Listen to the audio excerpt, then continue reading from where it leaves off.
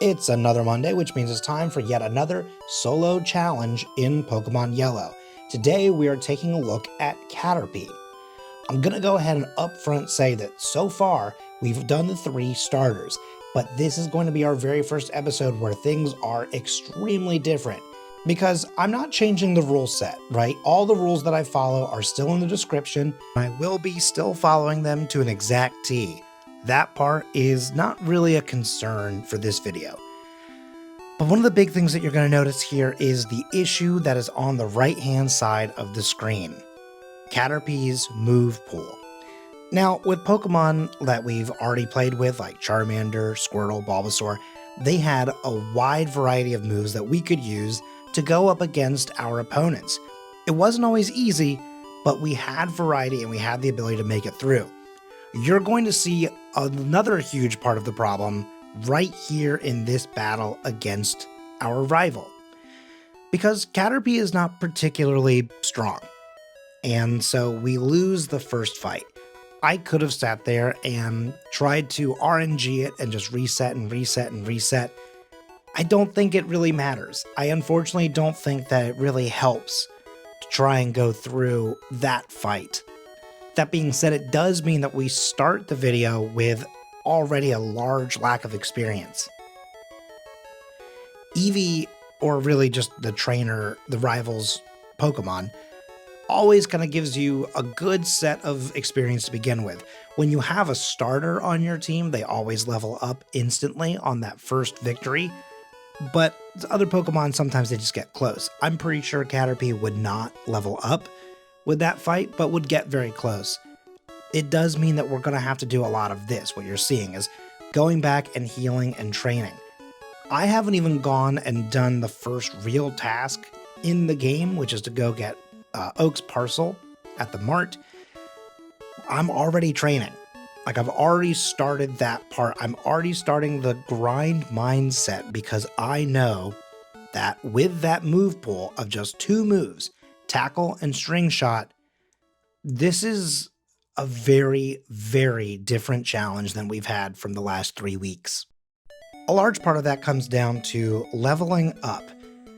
You see, Caterpie being medium fast is going to have an issue with leveling up here in the beginning of the game. There's a lot of experience issues here, and having missed out on that experience pool from the very beginning of the game is already kind of setting us back. As you'll see, I keep jumping around to a couple fights here and there just to show how much time goes between the leveling up. I am going to skip a few of these levels because, again, it takes us quite a while to get up to a level that I think comfortably can go up against the next rival fight. So here we go from level 10, I'm skipping ahead to level 14. Going up against the rival here at 32 minutes, not great. We have not even gone up to Pewter City yet. In fact, we haven't even hit Viridian Forest. It is showing how slow Caterpie is and how much time it's going to take him to really do anything compared to any of the Pokemon that we have seen thus far. Now, the biggest benefit that Caterpie has going into this fight really just comes down to having a lot of HP. And even though they have used some debuffs against me, the defense is still, well, I mean, honestly, it's not great, but it was better than it probably would have been. That being said, the fight is done, so we're going to go heal up and then go up to Viridian Forest. This is one of our last opportunities to get some major experience points.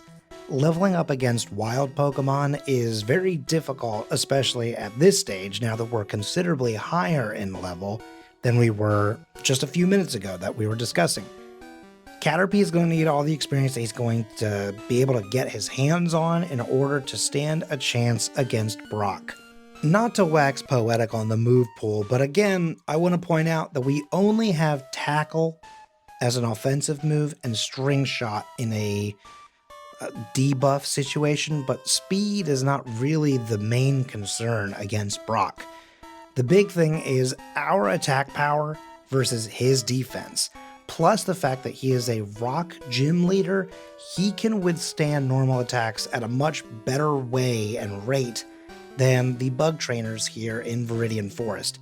He is going to have a significant amount of the damage decreased because it is not effective against his Pokemon.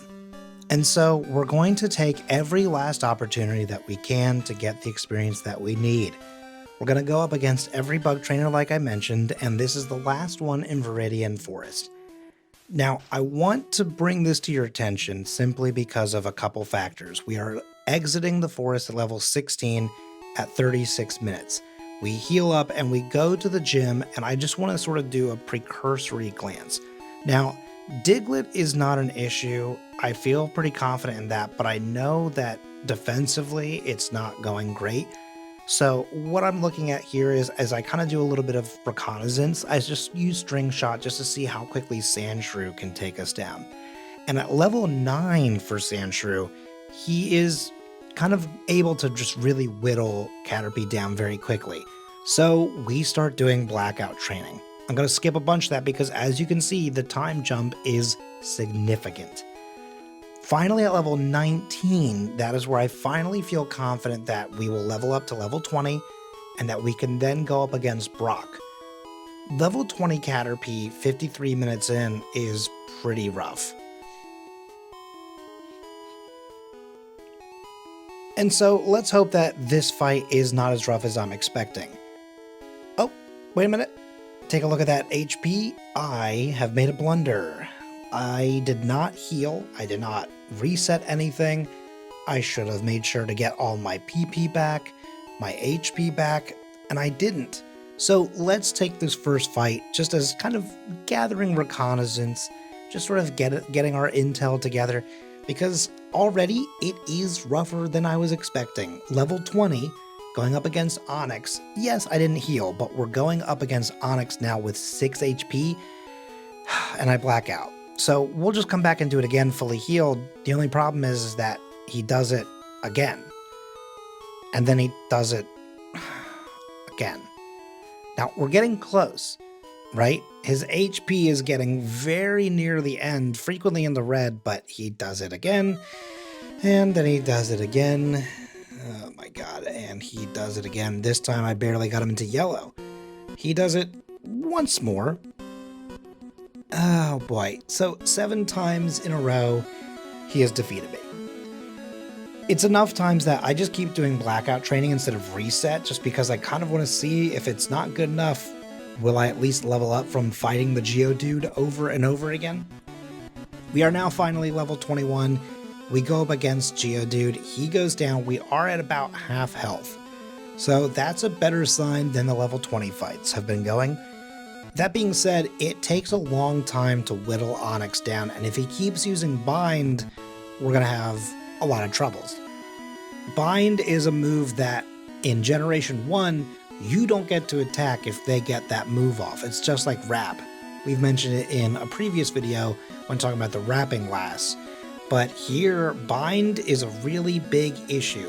He can consistently and constantly keep hitting me, damage.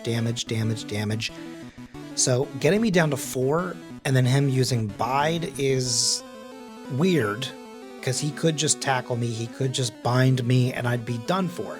That being said, he does use Bide a couple of times, and so I can use String Shot to make sure that he's not getting any damage built up. He can't attack me. The attack misses. I get one last tackle off. At an hour and 2 minutes, we finally beat Brock. This is good because we've gotten past him, but I think this is a bad sign for what's left to come. Scooting forward to Mount Moon, you're going to start to see some of the cracks in the rest of the foundation that we haven't even begun to look at. We are more than double the level of all of the Super Nerds teams, and it's still taking 2 to 3 to 4 hits to take everything out. That's a big problem for Caterpie. Caterpie is not designed to still be in play at this part of the game, so we're starting to see that in full here. After getting my fossil, I do have to go back and heal because I was poisoned. I don't have an antidote. So I go back, and now I'm going up against Team Rocket. In the past, we've talked about how Team Rocket is not a problem, Team Rocket is not hard, etc. But as you see here, going up against the Coughing especially, they are going to be a problem in this run. Now, maybe not in this moment just because of the level that I'm at, but they know poison moves, and poison is super effective against my little bug guy. So that is a pretty big concern for the future of going up against Team Rocket, not just the trio, but Team Rocket as a whole. Now, for reasons that'll be obvious a little bit later, we're going to sort of skip around through a bunch of little sections here. First, we do a little bit of training, and then I go up against the rival here at Nugget Bridge. Spearow is, at this moment, the only major issue, but because it's the first one that goes out, as long as we can get through it quickly, we should be able to make it through the end of this fight, no problem. And as you can see, Sandshrew goes down to a couple of hits. As I've mentioned before, the fact that it's taking multiple hits, like this is going to be a 4 hit, or a 3 rather, because I got a critical hit. Okay, I was expecting 4, we got 3. That is still not great, but that's better than expected, and that is probably the only thing that's going to save the Caterpie run. Scooting forward past all of Nugget Bridge and everything like that up until Bill, we obviously fight every single trainer. We need that experience like I mentioned earlier. I don't think I need to show it just because there's so much more to cover with this run, so we're just gonna jump ahead to Misty. Now, I know what you're thinking. Why even bother? Because you clearly showed how easy it was to get past Staryu. Starmie is a beast of another color. Starmie really is both defensively difficult and offensively difficult. And as you'll see, even though he came into this with nearly perfect health, getting a critical hit just shows how weak Caterpie is. This is a weak little bug. Now going ahead up to the next rival fight on SS Ann. I'm not even going to play his music, like he's not going to be that bad. I recognize I've just gotten done with saying Caterpie is weak, but again, at level 38, when his Pokemon are 16 through 18, yeah, I mean, that is going to be one of the kind of fights, especially when things have not evolved, while they're still sort of at their weakest stages. That is going to be a part where Caterpie can kind of, I don't want to say thrive, but he can survive. Maybe that's the way of describing that. Up next is Lieutenant Surge, and, you know, looking at the time, we're starting to see just why this is such a slog, right? Because even our worst run so far ended not long after 2 hours. Ended not long after this amount of time. And even as I'm describing that, I take an embarrassing reset at Lieutenant Surge. I was taking so long looking at the clock that I didn't even realize how fast he had actually defeated me. That was pretty shocking. Haha, shocking. Anyway, we go back up against him. I do think that the threshold here of the fight is something that can go in my way, and it does. He uses a lot of inaccurate movements, and so therefore we get to beat him. Now, you'll notice that there's another big time jump, and there's a lot of resets that I'm not showing. Yeah, that's because we are quickly approaching the end of the main structure here and getting to the biggest problem. I'm just sort of skipping over it because I feel like showing me go up against Erica at level 48 and not being ready for it isn't really necessary. So I do a bunch of resets just because I'm a little stubborn. I don't have the damage threshold that I need, so I decide to go in and exhaust every last trainer fight that I possibly can at this point, even going sort of ahead of schedule a little bit, going to Saffron City even after going through everyone in the secret base for Team Rocket in Celadon. I go and I fight the fighting gym, and then I come back to Erica, and I do have a couple more resets, but I do recognize that it's doable. I don't bother showing it just because we are quickly approaching the end game of Caterpie. I know it sounds crazy to say with 4 badges, or fighting for the 4th badge, 3 hours in, but I think it's going to become very apparent here in just a moment. Now, because she has good AI, meaning that she's only going to use the moves that are super effective against me, I therefore am better than her because she's only attacking with the acid. She's not trying to put me to sleep, anything like that.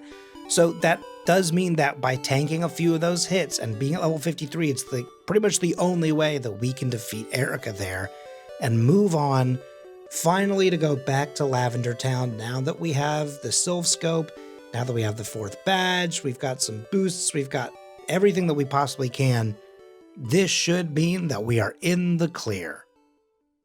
We've got another rival fight here, and because it's going to be challenging but not crazy difficult, I'm going to use this opportunity to talk about where we are. We are at the Pokemon Tower. Now, we've been here before, you've seen this place, right? This is where all the ghosts are. I'm hoping that is making it pretty clear as to what the issue here is for Caterpie. Like I said, we're in the end game. You see, Caterpie has two moves. He has Tackle, and he has String Shot. Tackle is a normal type move, which means that it is not effective against ghosts. String Shot does not do damage, which means that while it can hit the ghosts, it doesn't do you any good. Now, in this generation, or really in every Pokemon game, once you run out of PP for all of your moves, you end up doing something called Struggle. Now, Struggle is a move that does damage against them and of course hits you with some recoil because you're, being challenged, you're having a hard time. But you see, the issue is that in future generations, Struggle becomes a move that does not have a type, which means that it can hit everything. But in this generation, Struggle is a normal type move, which means that as I continue to tackle this Ghastly, it does nothing. It means that once I run out of these moves, it's not going to be able to do anything. It means that nothing I can do from here on out will work. So that's it. Caterpie has gotten as far as he can. At 3 hours, 14 minutes, and 12 seconds, Caterpie is officially done. That's the run. The timer there is obviously not usable. Again, we're not speedrunning, but he can't finish the game. So that's it. I guess I'll see you all next week. Unless, what if you instead try it again with a Metapod, and then you defeat Brock, and then you go and you defeat your rival, which you'll do again later a couple times, but you'll be able to set up against him 6 times using Harden, and then tackle one-shot Eevee. Then you'll make it easily through Rocket on the bridge. Then you'll go up against Misty, and you'll set up a couple of times, but not too many times, and you'll defeat her that way. Then you'll go up against Raichu, and you'll actually just not do any sort of setup. If you just sort of brute force it, you'll be able to get right through him because, Surge is not very good. Then you'll go back over to Celadon, and you will fight Giovanni, and you will barely make it through, but you can at level 46. That's probably a good sign, right? Then at 52, you go up against Erica, and you defeat her. Okay, using the setup, that's great. You go up against the rival one more time by setting up 6 times. You are once again able to make very quick work of his team. And then, right. Oh man, we are right back where we started. And that means that at level 52, not far off from where Caterpie was, and at 2 hours 42 minutes, not that far off from where Caterpie was, Metapod is going to run into the exact same problem, which is unfortunate because using Harden, we were going to get some extra badge stat boosts that we could have kind of taken advantage of. But the problem is he still only gets 1 extra move. And that one, again, is not helpful for offense, which means that unfortunately, the video ends with another failure. It's unfortunate to see 2 of these Pokemon go down and out, but I guess that's just how it goes sometimes. So that'll do it for us, and I will see you all next week. Unless... Okay, we're going to try it one last time, but this time we're going to start with Butterfree. Now, I think that this is going to be obviously doable, because if you look to the right, you're going to see that our move pool alone implicates that we're going to get past the initial hump that the predecessors to Butterfree could not get past. And there was a part of me that thought, I'll make a separate video. I'll just put out the Caterpie and the Metapod together. We'll get through the 2 sort of disappointments quickly. But I actually think that that's not really that interesting. I do think that we want to clearly make headway towards defeating the game with every Pokemon, or every Pokemon possible. That being said, because they weren't possible, we're going to sneak in just one more run, and we're really going to give it our all. Now, Butterfree obviously starts off with a very easy ability to get through the very first rival fight. And what's also going to be easy, I mean considerably easier than the first 2 runs that you saw, is Brock. We are going to skip a lot of the next section of the game since we've already seen it, but I wanted to showcase the difference between Butterfree and Caterpie and Metapod. Because look at how at level 12 and 7 minutes into the game, Butterfree is already past Brock. That's such a crazy difference in gameplay. And that difference continues with the fight with Misty. Like I said, we're going to jump around, but I'm just going to show how all these things go. Now, easily, this is an interesting fight compared to the other 2, just because of the fact that since I'm now a much closer level to her Pokemon, I am using other tactics in order to chip away at Starmie. Poison being the biggest factor there, because of course none of my other moves are very effective. And sometimes that doesn't really matter though, right? Because I'm not super effective against Giovanni in this moment. It's also not really a gym fight, but he is later a gym leader, and I haven't really showcased any of the rocket stuff yet, so I figured I'd show that one. Then we go to Gym 4, Badge 4, however, it is not our 4th one today. I have skipped Surge for now. Considering I am bug flying, I don't want to go up against an electric type Pokemon. Even if all he has is Raichu, Thunderbolt would instantly fry Butterfree. So we're sort of skipping around just a little bit in a way that makes more sense. We are now back to the Pokemon Tower, and that is where we kept having to leave off.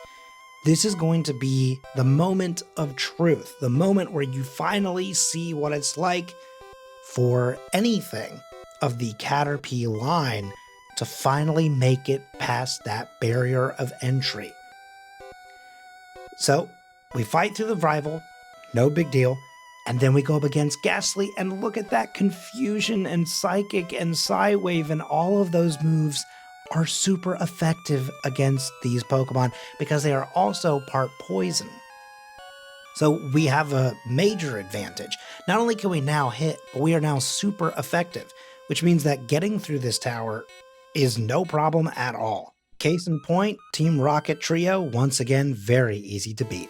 Now that we've done all that, it's time to go against Lieutenant Surge because we're level 41, which means that 2 Psychics will take him out no problem. Now I know we did show the end of Pokemon Tower earlier, but this is where we're finally into some real progress past where we kept getting stuck with the earlier part of the evolution line.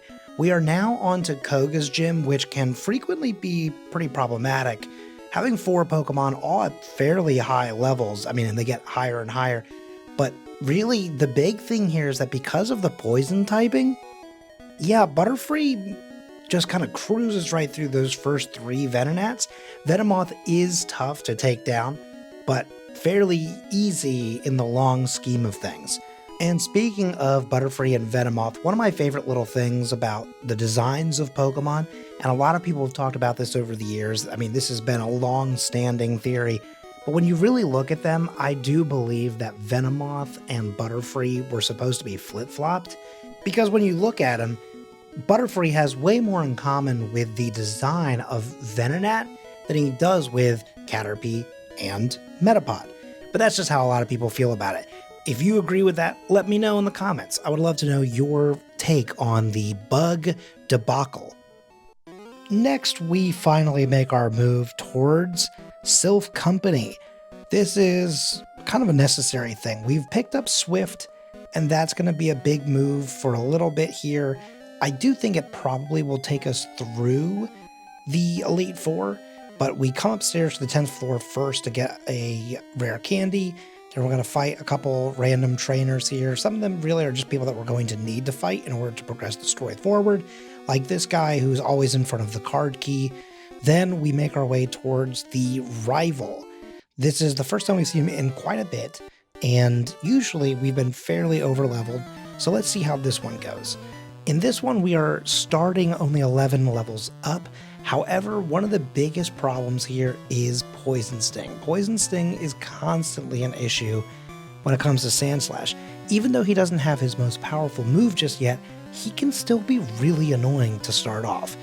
When you go against the champion or your rival in other games, they always send out Pidgeot and they lower your accuracy, and so you lose sometimes because of things like that. In this particular one, you have a lot of losses because you get poisoned and it really sets you back. Your stats get affected by it. It's harder to overcome this fight.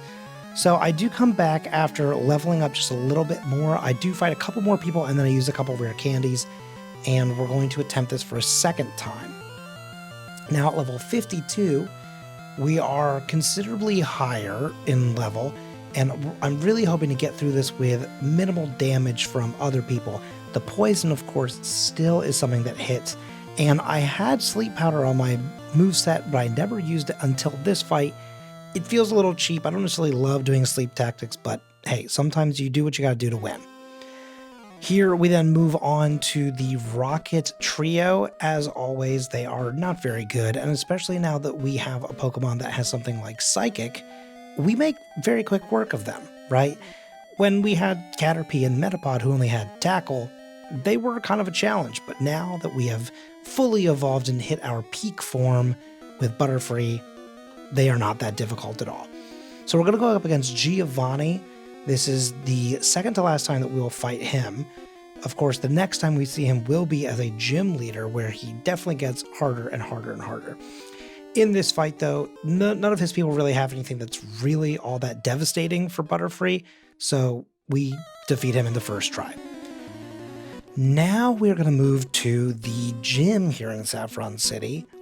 We are somewhat evenly matched to some extent. I mean, really, psychic moves should be super weak to Butterfree because they are psychic, and so Bug should defeat that, but there's not really any Bug moves. So we're just sort of doing our best. This is where Swift kind of comes in handy. I'm kind of surprised that there's no healing, whether through Recover or through potions. It is what it is. So next we go on to Blaine. As always, I will not show Pokemon Mansion just because the floor is so egregious, but here is Butterfree's first attempt at fighting Blaine. I am a little shocked that Ninetales went down as quickly as it did. The fact that Rapidash goes for Growl is insane, but also the fact that it missed is even crazier to me. Here is another moment in which I'm going to use the sleep tactic. I know, it's a little hokey, but the thing is that Arcanine is unbelievably effective against me. He cannot wake up in time, and so we get that badge as well. At this point, we now have all 4 badge boosts, so that does make Butterfree a little bit more of a difficult thing to deal with for the other trainers. And so we are going to make our way through his gym. I know that typically you really only need to fight just 2 people in order to make your way to him. Like, there's 2 people that are mandatory to fight. But we are going to end up actually training against everyone here. I realize that we're really doing well on time, but this has happened before, right? We've gotten to times like this in the past and had these weird moments where the levels have become an issue, where even though we are leveled up beyond a team, that is one of the issues of a solo challenge, right? Is you're fighting 4, 5, 6 Pokemon with just one guy. So even if they do just a little bit of damage with the first 2, you're now looking at a damaged person going into the 3rd, 4th, 5th, and 6th Pokemon in the lineup. So we are trying to give ourselves as much of a boost as we possibly can, because honestly, yeah, this could be a little tough because of moves like Rock Slide and everything like that. But once we get past Giovanni, I think that that's where this whole challenge, at least for Butterfree, really becomes difficult. Yes, we have had a couple resets. I know. That doesn't mean, that Butterfree is perfect or without, issue. But we are coming to this fight recognizing the fact that Butterfree is going to have a much more difficult time in a place like the Elite Four than it is in a moment like this. Now, we take on the first Pokemon, Dugtrio, pretty quick to go down. Persian is a 2-hit. Nidoqueen being a 2-hit is unfortunate. And of course he uses the guard spec. It's kind of his signature thing that whether he needs it or not, he's going to use it. And here we have Rhydon, who probably is not going to get the guard spec, and yep, in fact, he is going to get the one shot with Rock Slide. See, this is the real issue here. None of the other Pokemon, although Thunder, yeah, could do a fair amount of damage for a flying type Pokemon, really the big concern here is Rhydon and Rock Slide, and it comes into fruition on the very first attempt. So we take a reset, we're going to just do what we can to run it back just a little bit better this time, hopefully, and we're already, by the time I've finished explaining that factor, we are already at Nidoking and he is down. So we are back to Rhydon, and this is an issue where, once again, I made the joke earlier, and here we are. He uses a guard spec, and instead of going for the Rock Slide, he could have one-shot killed us again if he had gotten it off, but he doesn't. He uses that moment to use an item, and so he's done for. So we move on to the rival. This is our second to last time seeing him. Rival 6 is now... This is where the stakes have basically gone up, right? He's now considerably harder. And we continue to have problems with Poison Sting. Sandshrew and Sandslash continue to have that one little thing that doesn't do a lot of damage, but it is extremely pesky. And then when you sort of do a 1-2 punch here with Execute or Executor and getting off a Leech Seed, we are just sort of hemorrhaging points. And that is going to be our first reset against the rival here. Now, I'm recognizing that we need a little bit of extra manpower or move power, so I am going to quickly take a quick sidestep. I'm going to pick up Mimic, and then I do forget to immediately teach it.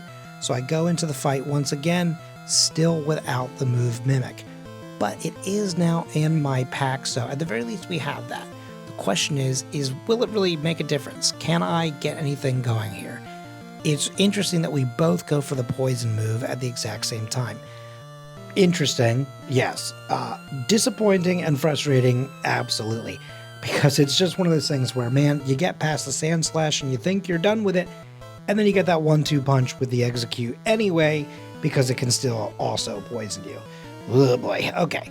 Well, we get past the Ninetales. That is a little bit of a reminiscent moment of Blaine. We go against Cloyster, we defeat them. That is sort of looking ahead towards Lorelei. Unfortunately, Kadabra and Sabrina's Revenge hits pretty hard here. And then we're going to lose again. I'm not even going to watch that whole fight. And then we're going to lose again. Oh boy, okay. So we're going to come into this having leveled up a little bit more. I took a little bit of time, just did everything that I could to really give myself the best possible moment here without spending like another 30 minutes grinding beyond belief. This is where I think the Butterfree train kind of stops barreling towards success. We had some pretty big moments in the beginning.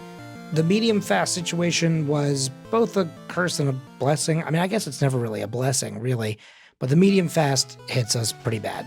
So we once again do a little bit more training. I walk over to the route, the bike route, and I'm going to fight every possible biker that I have not already fought.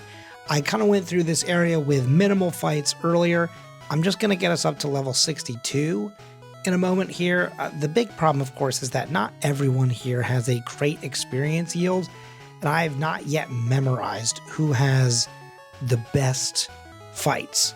But either way, I kind of think that we needed all of them anyway, because it really is going to take a fair amount of experience points to get us to the next level. But we do it, in fact, here in this fight, and so we're going to finally make our way back to the rival. We've had a few resets, yes. We're now at an hour 35, so we need to start making some big moves here if we are going to beat a time from Charmander. And I do feel like at the end of the day, Butterfree should be able to pull that kind of time off. I don't know if it's just maybe a couple of those early misplays, a little bit of the stubbornness. At one point when I went to go find Swift, I did waste a couple of minutes here. I will admit that part as well. Because I forgot where it was. So it did take me a couple minutes of searching instead of just looking it up and knowing immediately. But there is a part of me that is wondering, how easily can we still pull this out from the jaws of defeat? Well, I mean, I'm supposing it's not related to Jaws' defeat. I do plan on winning, and I do win this fight. So it is very apparent that we did need that little extra boost. And so 62 was the answer. We go through Victory Road, we level up a few more times, and here we are going up against Lorelei for the first time at level 65.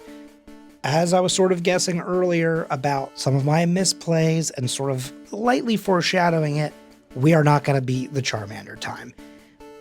Both a little bit of the misplays, some of those resets and those moments of really kind of having to stick some of those harder fights out do eat into that, but I don't 100% think that that is going to end up making this better. I do think that does come down to just having more experience with Charmander overall and kind of having a better gameplay, better game plan even for that Mon. We've had a couple resets here. I'm skipping some of them here and there where if they are basically the exact same thing that happened in the previous run or if they go out even earlier than the last one, I'm skipping over them just because what's the point, right? The big thing here is that we're trying to get as many setups as we can in order to beat this team. But as you can see, even once we get all of the setups in the world, it is not enough. We end up with only 1 hit point, and that's not enough to get through a fight with Jinx and Lapras. But that's okay, because what's going to happen here is in between the resets, I take just a little bit of time to look at my moveset and to look at the move pool one last time. And I have decided to make a move and to change my moveset in a way that I never expected. I did not start this video and think that I would ever use Solar Beam in a million years. But here we are. I have added Solar Beam to the lineup. And with the extra setups, with that Mimic of Amnesia to give ourselves both a boost to our defenses and also to make sure that Solar Beam does even extra damage, we get it off. We defeat Lorelei. And so that means that we are free to move on to the next Elite Four member, Bruno. Bruno is a bit of a joke. All right, I'm going to go ahead and let you know. Bruno, not very good. The good thing here is that I kind of feel like even if we were still on Caterpie and or Metapod, I still think we could do it. We'd probably be close to level 100 in order to do this fight, for sure. But, you know, I think he'd still be... Well, no, actually, I'll say it. He probably would be difficult with them. But it doesn't matter, because it's impossible to do that. And so, therefore, Butterfree is our only option. He goes down, and we move on to Agatha. Now, this is reminiscent of the Pokemon Tower. Everything that she has is going to be easily one-shot with Psychic. Psychic, super effective against every single one of these people. Agatha is frequently an issue for a lot of people. But in this moment, even with getting hit with Confuse Ray, and taking quite a bit of damage actually from that last hit, we are able to quickly get through her on our very first try. Now, this is going to be a problem. Lance and the champion fights they're hard. There's no way around it. They are hard fights. And Butterfree is not exactly the powerhouse that I think a lot of us were maybe hoping it could potentially be. Sometimes I think maybe Butterfree is sort of slept on. But then we get to these sorts of fights, and I'm starting to see why it's not really usable for entire gameplay. Or perhaps it could be if it had obviously other Pokemon on the team to help complement it. But you look at these stats, and they're not necessarily incredible, but they're not necessarily awful either. Really, it's the defense. We're taking a lot of damage on any kind of physical hit, more than we are on the special ones. But that being said, we do still have a great move on our pool here, like Mimic, and we are able to grab Ice Beam from Dragonair. We are at such little health, but it doesn't matter, because we outspeed everyone. And with Ice Beam at our hand and at our disposal, we can defeat Lance like it's nobody's business. Lance has frequently given us a lot of trouble, but today we just needed just the right set of moves or the right timing on those. Sometimes, unfortunately, yeah, it does come down to timing, but that's part of the game, right? So we beat him and we move on to the rival. The problem here is that the champion is considerably stronger than he's ever been. The question is does Butterfree have what it takes to get through this team? We are closer in levels now. They've leveled up a lot. I've leveled up only a little bit, really, since we've last run into each other. And I am using my best possible moveset, but we are running into some issues already. Exeggutor frequently is a problem for a lot of Pokemon. I feel like a lot of people think that it's this sort of meme-y kind of nobody Pokemon to some extent. Like, I just feel like a lot of people sort of sleep on Exeggutor, but really at the end of the day, Exeggutor is a pretty big powerhouse, at least in Gen 1.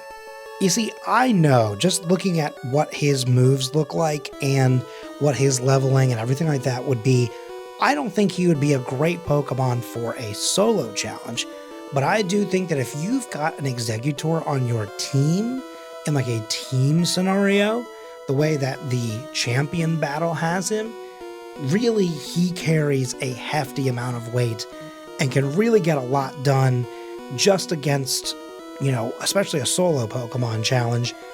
Really, he has some heft to him, and he is constantly an issue in this run and in other runs.